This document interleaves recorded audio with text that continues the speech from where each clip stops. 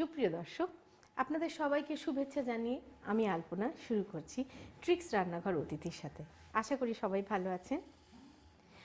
আজকে আমি আপনাদেরকে এই শীতের মধ্যে খাওয়ার জন্য উপযোগী মজাদার একটা পাকিস্তানের বিখ্যাত পেশাওয়ারের চাপলি কাবাব শেখাবো।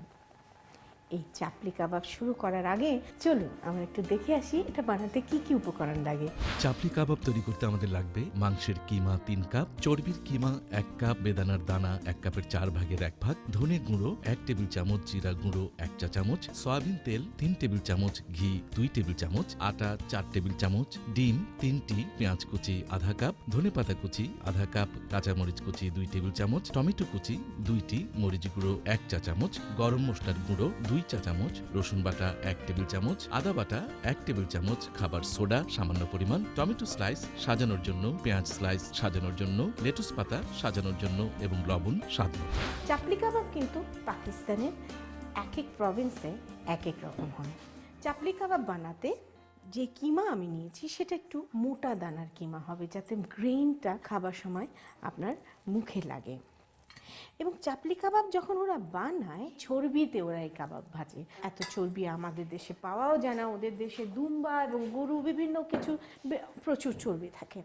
তো আমরা এখানে চর্বি কিমা করে সেই চর্বিটাকে কাবাবের সাথে মিশিয়ে দিয়েছি। আপনি যেই পরিমাণ মাংস নেবেন তার 1/3 চর্বি নিলেই যথেষ্ট। আরেকটা জিনিস স্পেশাল, সেটা হচ্ছে বেদানার দানা। আপনি চাইলে বেদানার দানা শুকিয়ে নিয়ে নিজেই ঘরে আনার দানা করে নিতে পারেন। এটা খাওয়ার সময় মুখের মধ্যে একটা পুটপুট করে ফুটে একটা ফ্লেভার তৈরি হয়। আরেকটা জিনিস হচ্ছে একটা মশলা আমি কুটে নিয়েছি, সেটা হচ্ছে আস্ত ধনে 1 টেবিল স্পুন আর 1 চা চামচ জিরা। সেটাকে হালকা তেলে নিয়ে জাস্ট আপনি রুটি বেলার পিঁড়ি বেলুনেও একটু ডলা দিয়ে নিলে কিন্তু এটা আধা কুটা হবে, যেটা মুখে দাঁতের নিচে পড়বে। এরপরে আমি দিচ্ছি পেঁয়াজ কুচি, খুব মিহি করে করা পেঁয়াজ কুচি, ধনে পাতা আর কাঁচামরিচ কুচি। এতে আমি দেব এখন 1 চা চামচ লাল মরিচের গুঁড়া, তারপরে দেব 1 টেবিল স্পুন রসুন বাটা, 1 টেবিল স্পুন আদা বাটা। এইবার এতে দেব 2 চা চামচ আন্দাজ গরম মশলার গুঁড়া। এইবার দেব একটু খাওয়ার সোডা। খাওয়ার সোডাটা এটার মধ্যে একটা স্পঞ্জিনেস আনে।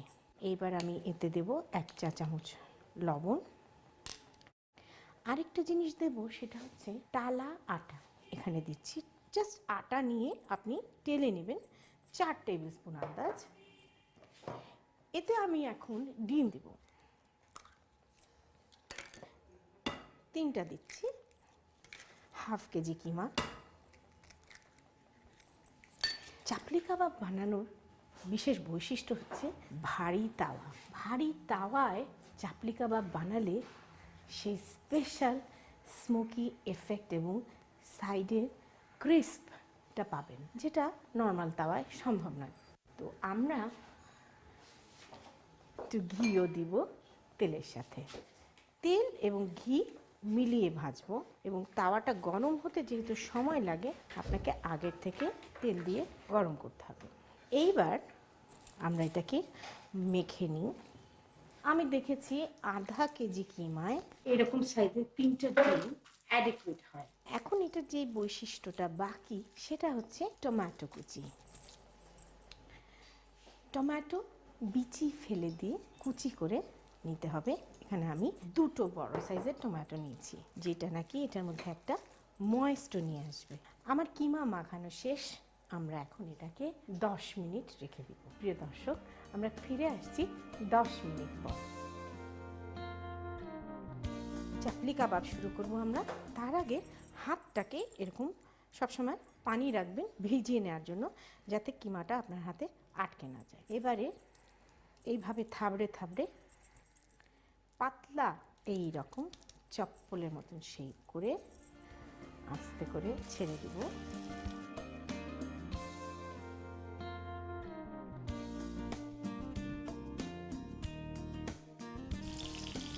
আপনি আপনি মেক শিওর করবেন যে এটা বেশ পাতলা হয়, হ্যাঁ, কারণ মাংসটা শ্রিঙ্ক করে কাবাবটা আবার পুরু হয়ে যায়।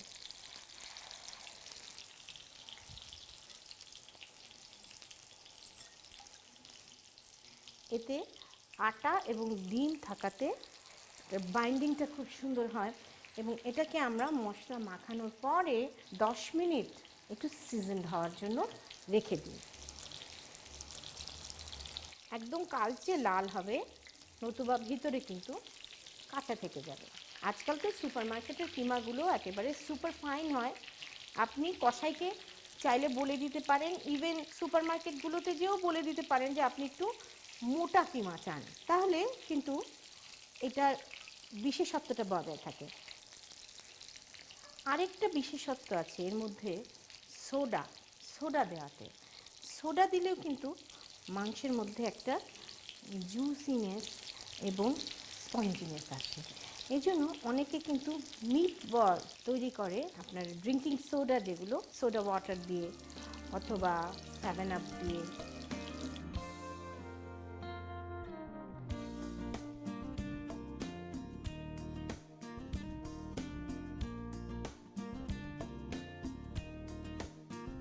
প্রিয় দর্শক, আপনাদের জন্য তৈরি হয়ে গেল মজাদার চাপলি কাবাব।